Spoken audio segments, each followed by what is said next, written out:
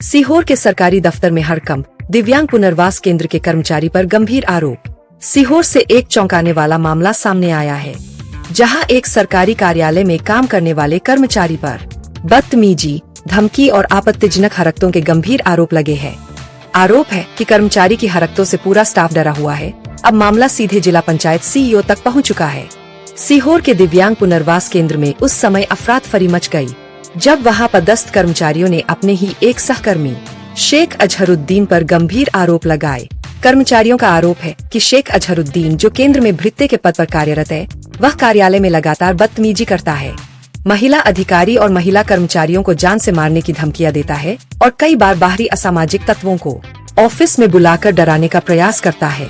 कर्मचारियों का दावा है कि उन्होंने कई बार उसे कर्मचारियों के खाने, पीने के पानी और सरकारी फाइलों पर थूकते हुए देखा है। इन घटनाओं को लेकर पहले भी शिकायतें की गईं, लेकिन अब तक कोई ठोस कार्रवाई नहीं हुई। इन्हीं आरोपों को लेकर कर्मचारियों ने बजरंग दल के कार्यकर्ताओं के साथ जिला पंचायत सीईओ को लिखित शिकायत सौंपी और आरोपी कर्मचारी पर सख्त कार्रवाई की मांग की। वहीं इस पूरे मामले पर जिला पंचायत सीईओ सृजना यादव ने कहा है कि शिकायत को गंभीरता से लिया गया है और जल्द ही जांच कराकर नियम अनुसार कार्रवाई की जाएगी। सीहोर से राजेंद्र नागर की report, CID news Madhya Pradesh. पुनर्वास का एक मामला है। वहाँ पर अधिकारी हैं जो महिला हैं, वहाँ पर उन्होंने 2022 से लगातार उसकी गतिविधियाँ देखकर उन्होंने शिकायत भी की है।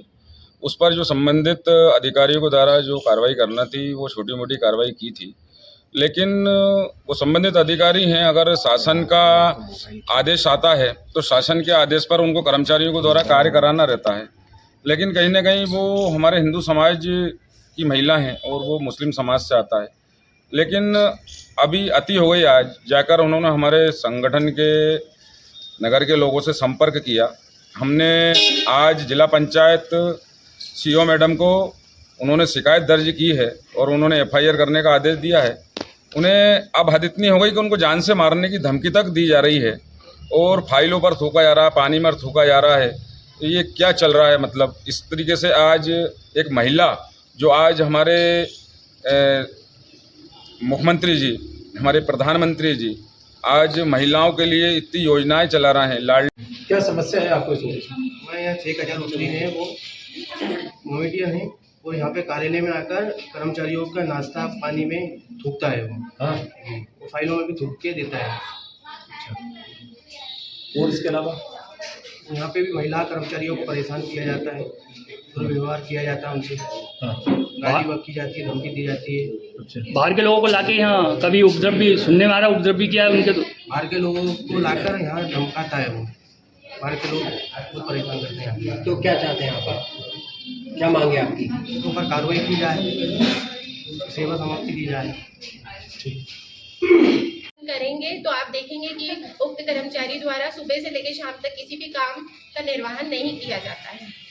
और काम करने के लिए अगर किसी कर्मचारी द्वारा बोला जाता है तो उसे धमकी देते हैं, गलत शब्दों का प्रयोग किया जाता है और लड़ाई जैसा माहौल बनाया जाता है, जिससे कार्यालय की भंगता और काम करने में दिक्कत परेशानी आती है। 2022 में भी आपने कुछ आवेदन दिया था, आपके साथ कुछ घटना घटी थी भोजन को लेकर के? 2022 में मेरे और समस्त कर्मचारी जो उपलब्ध थे उस समय हमारे साथ पानी के साथ भी छेड़छाड़ की गई है, जो पृथक से मेरे द्वारा और मेरे साथी कर्मचारी द्वारा ऊपर से देखा गया था, जिसकी सूचना हम तत्कालीन उप संचालक महोदय को दी गई थी। क्या छेड़ की थी? दी गई थी कि पानी में इनके द्वारा थूक कर सभी को दिया जा रहा है।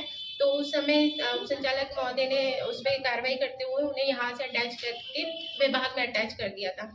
और 3 साल बाद जब वो वापस पुनः 1 महीने पहले इनको वापस पुनः आदेश आने के बाद ये निकला है कि आपको मूलतः विभाग में ही अपनी सेवा देनी है, तभी आपका वेतन निकाला जाएगा करके, तो उन्हें 1 महीने पहले यहाँ अटैच किया है। उसी दिन से आज दिनांक तक उनकी किसी न किसी कारणवश से प्रत्येक कर्मचारियों से लड़ाई होती है, काम नहीं करा जाता है। सुबह 12 बजे से लेकर शाम को 5 बजे, 5:30 बजे तक आप ऑफिस में नहीं मिलेंगे।